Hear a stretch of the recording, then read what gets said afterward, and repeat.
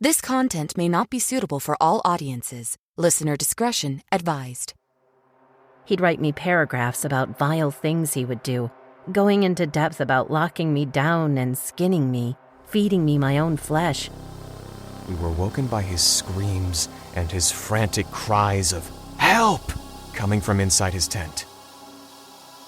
As we're all finishing our test, we hear multiple kids running down the hall, screaming, "It's a lockdown, it's a lockdown, lock it down, hide, run." From Disturbed Media, join your host Chad for true tales of horror, bizarre happenings, and unexplainable events. This is Disturbed.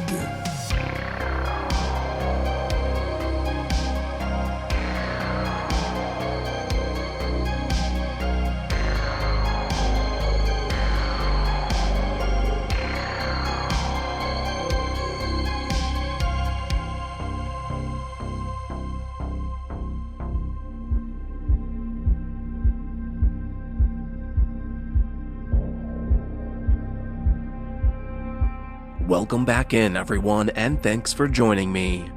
This week, I'm bringing you 3 true, horrifying tales and a listener voicemail that will frighten and disturb. So sit back and listen close as we dive into the horror. We're back after a short 2-week hiatus while I was getting settled into my new place. And now, it's full throttle ahead with the terror. And at the top of the show, I wanted to remind everyone that our hotline is available 24/7 to get your true story submission in for the show. Simply visit hotline.disturbedpodcast.com and record straight from your mobile device. We open the show with a submission from John, featured in the book Everybody's Got a Story to Tell by Nick Fisher, featuring voice work by John Patneaude, and we learn why to zip up your tent at night. I was in the Army nearly all my life, and I've witnessed things that'll stick in my mind until the day I die. I've served in Iraq and Afghanistan, where I saw some fairly gruesome sights, including the aftermath of suicide bombers and car bombs being detonated, which left dead bodies and body parts strewn across the street. And I've seen good friends get shot and killed right in front of me. And as horrific and gruesome as these images were, and still are whenever they come into my mind, there's one image above all others that, even though it wasn't as horrific or gruesome as some of the things I've seen, it sticks in my mind more than anything else. Although, as I'm sure you'll agree after you've heard it, it must have been extremely horrific at the time for the person involved. We were on a training exercise in the jungle in Southeast Asia, and although there was no human threat in the form of enemies or terrorists, there was a threat from the various species of animals and creatures that inhabited the jungle, one of which was the threat of snakes, and some of which were highly venomous. Just one bite from a couple of snakes in particular that were known to inhabit the area of the jungle we were in could have resulted in death within minutes. Needless to say, we tread very carefully when we were walking through the jungle. During the day, the heat and humidity in the jungle was unbearable at times. It really was. And it could be equally unbearable at night when you were lying in your tent in your sleeping bag trying to get to sleep. Some of the guys didn't bother using their sleeping bags because it was just too hot. But others, like me, did. Because even though the chances of a snake slithering into your tent at night were slim due to the way the tents were designed to prevent things crawling in, it was still in the back of your mind that one just might find its way in. So, better safe than sorry, I always slept in my sleeping bag. However, one of the guys in our unit who didn't use his sleeping bag was Brian. And one night, whilst we were sleeping, we were woken by his screams and his frantic cries of "Help!" coming from inside his tent. So, like everyone else, I immediately got up and ran over to his tent, and when we ripped his tent open, I couldn't quite believe my eyes at what I saw. We could see Brian in the top half of his body, and we could see his left leg, but we couldn't see his right leg. And that's because it was inside the mouth of an 18-foot python, which had swallowed it right up to his groin. The look on Brian's face was one of sheer terror, as it would be if you woke up to find yourself being swallowed by a python, and he was screaming, "Get it off me! Get it off me!" The tent was about 7 feet long, and there was at least another 12 feet of the python trailing out of the tent. Someone shouted to get a machete. Fortunately, there was one in Brian's tent, as we'd been using them to cut through the jungle in our treks. So we told Brian to stretch his left leg out so that we roughly knew where his right foot was inside the python, and we added on another couple of feet so that we didn't cut his right foot off. And then, we chopped the python in half. As the machete went through it, Brian shouted out in pain, and at first we thought we'd somehow chopped through his foot as well, but then realized that the python, in reaction to the shock of it being hit with a machete, had sunk its teeth into Brian's thigh. Though I think Brian was in a much greater state of shock than the snake. We then cut the python open and got Brian's leg out, much to his relief. How the snake got in was a bit of a mystery, as Brian said he was sure that he'd secured his tent as you're supposed to do when camping in the jungle. But somehow, the snake got in. It's no wonder he had a look of sheer terror on his face when we ripped his tent open. He was very lucky on 2 counts, really, in that A, it wasn't one of the highly venomous snakes that we were warned about that had slithered into his tent and bit his leg, because he most certainly would have died. And B, not only was it fortunate that pythons themselves aren't venomous, because of what happened when we chopped through it, it was also fortunate that it only swallowed one of his legs, because when it got to the groin, it couldn't go any further. If it had swallowed both of his legs, he may not have been so lucky, as it could have easily swallowed all of him, alive. Something which has happened to quite a few of the locals in places like Southeast Asia and India. As you might have guessed, Brian slept in his sleeping bag every night for the rest of the expedition. He also checked and then double-checked that his tent was properly secured before he bedded down for the night.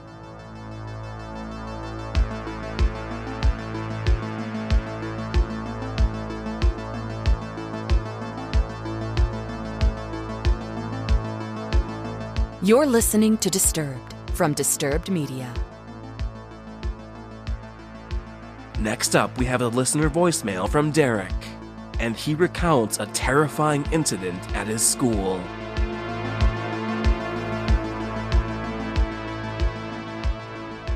Hello, my name is Derek. I am 14 years old, and this actually just happened today. About 8 hours ago, there was a shooting in Glenpool, Oklahoma, or a threat. We all went in lockdown. This was in second hour of the day, and no one was expecting anything. Keep in mind, this is just in state testing, too. If you don't know what state testing is, it is a government test on students for the growth of the school to depend on what the funding of the school is, but that doesn't matter. As we're all finishing our test, we hear multiple kids running down the hall, screaming, "It's a lockdown, it's a lockdown, lock it down, hide, run." And I'm just sitting here. I didn't even know what to think.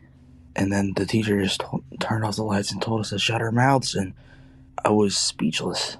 Is this really happening? Is this really gonna happen? Kids started crying in the back of the classroom. We heard cops screaming, "Code red, code red." Eventually, when they passed, we heard beating on every door.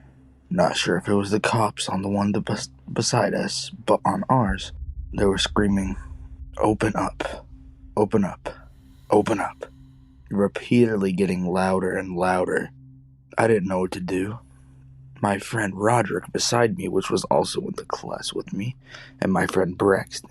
My friend Braxton pulled out a pocket knife, and my friend Roderick just sat there and started crying. I was speechless. I had no idea what I had to do, what I was going to do. And eventually, the beating stopped about 5 minutes later, and over the intercom, The principal of the school, we'll call him Mr. Bell for the story, said District 1 is clear over the intercom. District 1 is where I was supposed to be at the time. For context, that's the ISP room. Not too long ago, I did some things that I'm not going to get into detail about, and I was an ISP, ISS, whatever you want to call it. And honestly, I didn't know what was going through my mind, and eventually the culprit was caught. Multiple people were cited. There were 4 simultaneous threats in the middle school, high school, and intermediate. That was, honestly, one of the most terrifying experiences of my life. And that's my story. Also, Disturbed, you do amazing work. Keep up with the good work. I love the stories. I binge every night. Thank you. Bye.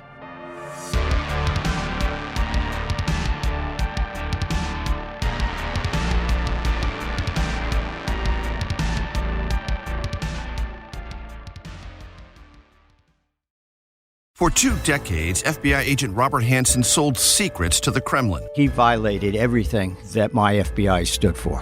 People died because of him. Hansen was the most damaging spy in FBI history, and his betrayals didn't end there. Do I hate him? No, I don't hate anyone. But his motive, I would love to know what his true motive so I can get that out of me. How did he do it? Why? Listen to Agent of Betrayal, The Double Life of Robert Hansen wherever you get your podcast. Want to listen to Disturbed ad-free? Of course you do. Go to disturbedpodcast.com/support to get your access today. Next up, we hear from Reddit user Stephen Everall, featuring voice work by Stephen Brink. And the more we think about it, the more terrifying it is. My mom was born and raised in the high country of east central Montana. She came from ranching people, and her father, my grandfather, was a genuine cowboy. She often did work around the ranch with him, so not much shakes her to her soul. Except for what happened when she had to run into town when I was only 8 months old. The ranch she was raised in was almost 2 hours away from the nearest town. You had to drive north on a highway for 30 minutes, then you had to drive on a dirt road for another 45 minutes across the Montana high country to get to the ranch where she was raised. I'm emphasizing this because it not only shows how far out into nowhere she lived at the time, but it plays into why this story becomes so disturbing. My mom had to run into town to get groceries and baby supplies for me. She was driving on the long and isolated dirt road back to the ranch when she reaches into her purse on the passenger seat to get something. It slips out of her hand and into the passenger footwell. Fair enough. She then has to stop the car so she can safely retrieve what she dropped. She grabs it, and as soon as she sits back up, she looks into the rearview mirror and sees a man about 100 feet behind the car, running at her. Needless to say, she puts the car back into gear and gets the hell out of there. As she's looking back at me in the car seat, making sure that I'm okay, she sees the guy give up running after her and run back to the ditch to hide. Of course, when she gets home, she tells her mom and dad, my grandparents, about what happened, and they're stunned. Here's where it gets disturbing, at least psychologically. My mom didn't see any cars or trucks parked along the dirt road for the entire way to the ranch. She also didn't see any people walking along the highway or the dirt road, which raises even more questions. How did he get there? Why was he out there? And even more disturbing, what would he have done to my mom or an 8-month-old baby? The more I thought about it, the more disturbing it became. That's what my mom said anyway. I've only asked my mom about this story twice. After the second time, she tells me to never ask her about it again, and I completely understand why. I get messed up thinking about it. I can only imagine how she felt having directly experienced it. I just needed to address some things as well. First, this occurred way out in the middle of nowhere out in the Montana high country. It's wide open and flat grassland with rolling hills. The only traces of human activity you'll find out there are fence posts and maybe a windmill or an old abandoned barn or house. I'm emphasizing this because there were some people saying that my mom should have just called the police, and to that I say, what police? There are police in the small town where she got her groceries, but out in the Montana high country, good luck. This is the main reason why people who live out there carry firearms. If something happens out there, you might have to deal with it in the moment. I'll let you read into that connotation what you will. Second, some people were pointing out that this is an interesting coincidence that my mom happened to stop her car near where the guy was hiding. Again, coincidences happen and weird things happen out in the middle of nowhere. Who knows why that guy was out there? Rural Montana is not a place where you go to casually hang out. Unless you actually live out there, know someone who lives out there, or have some business with someone, you shouldn't be going out there for any reason. On top of how she didn't see anyone walking on the highway or the dirt road, and didn't see any vehicles parked along the side of the road. Any person who made it out that far on foot for some reason is not someone anyone should be interacting with. My mom was a petite 19-year-old woman with her 8-month-old infant in the back seat when this happened. I highly doubt she could have been any help to him. We will never know why this guy was out there, and frankly, I don't think we ever want to.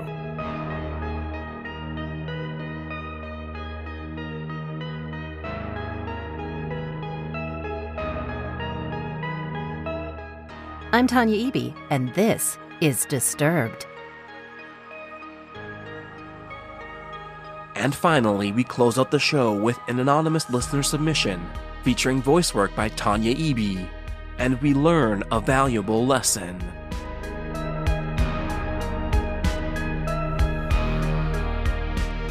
I've decided to remain anonymous for this story, as I don't want it to drudge up the past. However, listening to a previous story on this podcast had given me a blast to the past, and I remembered everything as if it were yesterday.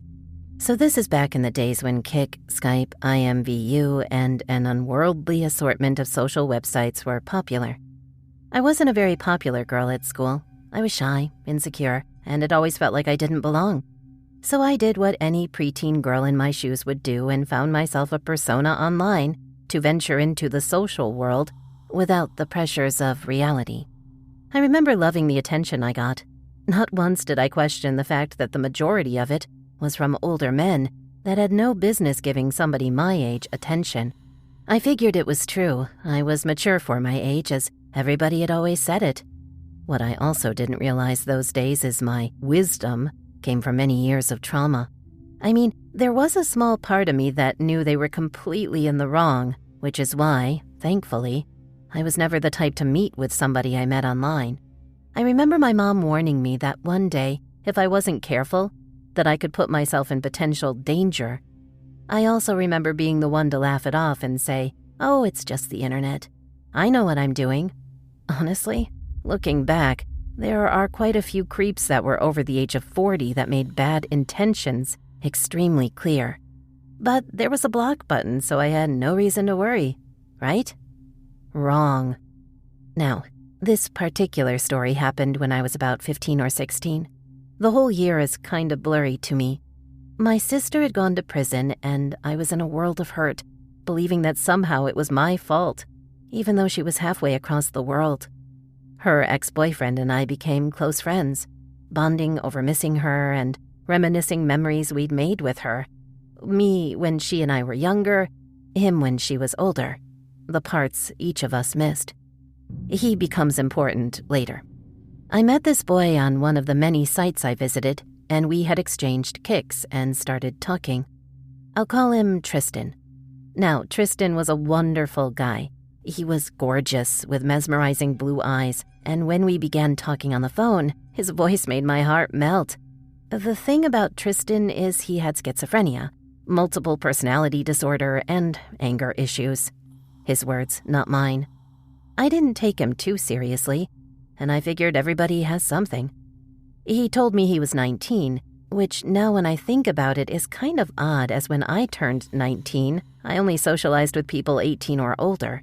And even then, dating somebody younger than me has always been a no-go.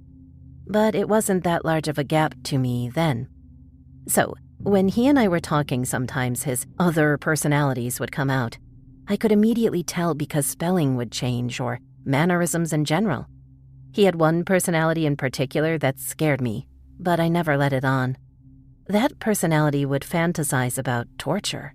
He'd write me paragraphs about vile things he would do, going into depth about locking me down and skinning me, feeding me my own flesh, or other such things. That side of him began coming out more often, and I began to distance. Sometimes I'd go hours or days without responding to him, unsure of what to do, as this part of him seemed completely unhinged. I wasn't quite sure what to do, as I thought, for a while at least, that I loved the rest of him, so what if I have to deal with this one part?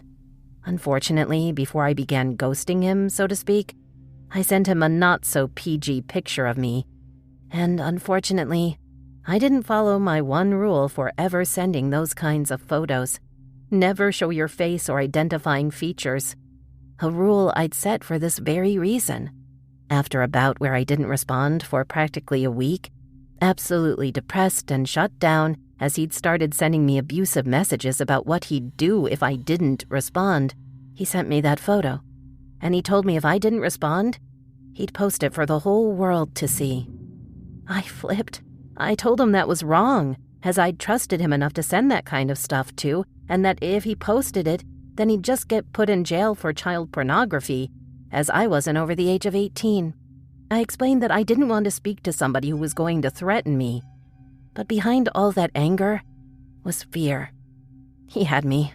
I didn't want my family to know I sent those kinds of pictures. I didn't want what little life I did have to crumble in around me as everybody cast judgment. I was already an outcast, unable to fit in. What would this do to the few friendships I did have? I bluffed. I told him I was going to report him to his state's police. But honestly, I didn't know what to do. So I stopped talking to him again. I decided to cast my fear aside and call his bluff. I thought about it logically. Those were the days where everybody was cracking down on cyberbullying and child pornography, and the internet in general, so chances were he wouldn't, and if he did, the embarrassment would be nothing compared to the trouble he'd get into. So I decided to block him and call his bluff. Then he made a new account. He messaged me again, bombarding my inbox with photos he had of other girls, telling me that if he'd be willing to share those, then why wouldn't he share mine?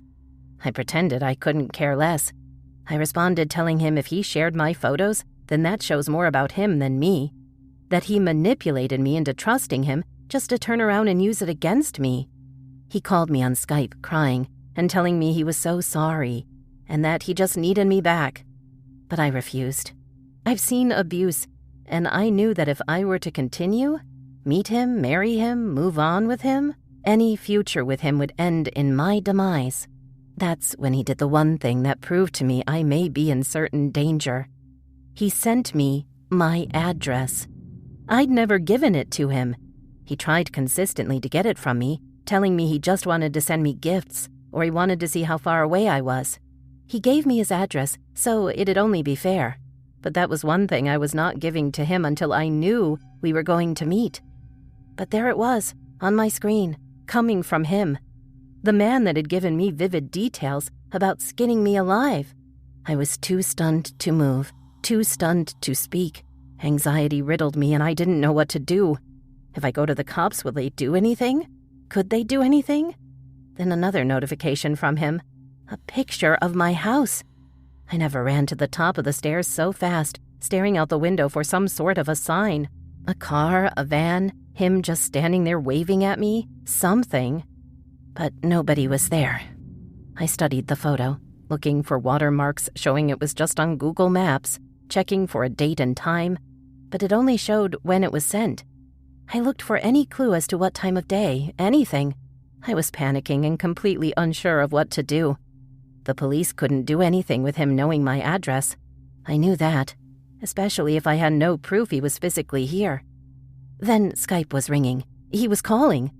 I turned my camera and set my phone down so all he'd see was darkness, and answered, looking at his surroundings carefully, and he was still at home.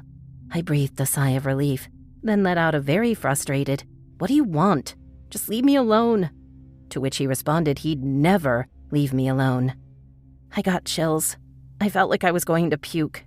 Now remember my sister's ex? Well, I recalled suddenly that my sister had told me he was the one who had taught her simple-level hacks, and he just so happened to pop up on my notifications as I was extremely frustrated with my should-be ex who was attempting to blackmail me. A light bulb went off and I decided to take a moment. I'd asked Tristan if I could call him back, as I had something I had to do. He was angry, beginning his threats, but I promised I'd be back. I just needed a moment. I asked my sister's ex if he had Skype, and he told me he did, so I requested a quick call. He was confused and slightly concerned, as I told him it was urgent.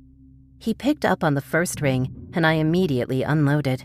I explained the threats and how I knew he taught my sister simple hacking tricks, and I wanted to know how extensive his knowledge was, and if there was maybe something he could do to solve my issue, as I didn't know if the police would be able to intervene. He agreed and explained he had something in mind. He just needed to wire through me. He explained he had a link that I needed to convince Tristan to open. Then I needed to somehow keep Tristan busy while he overloaded the system to get into his phone and factory reset the thing.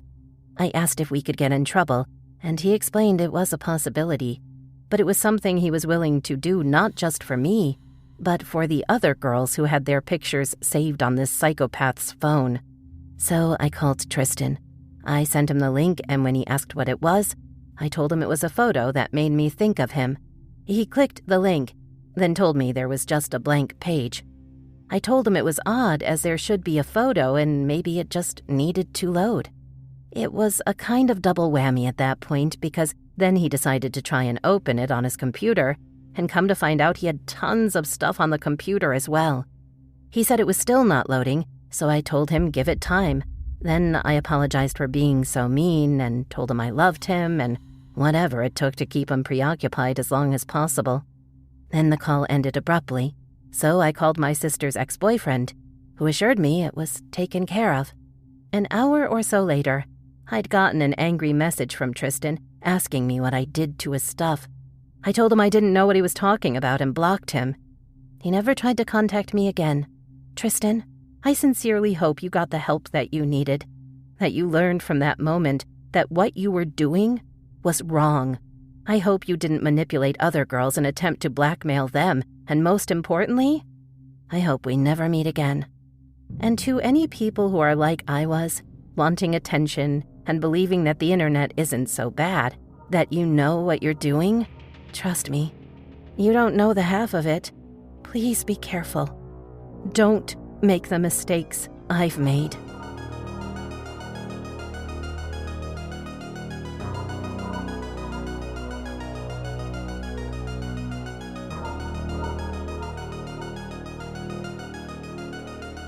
Follow our social channels on Facebook and Instagram at Disturbed Podcast and on Twitter at Disturbed_pod.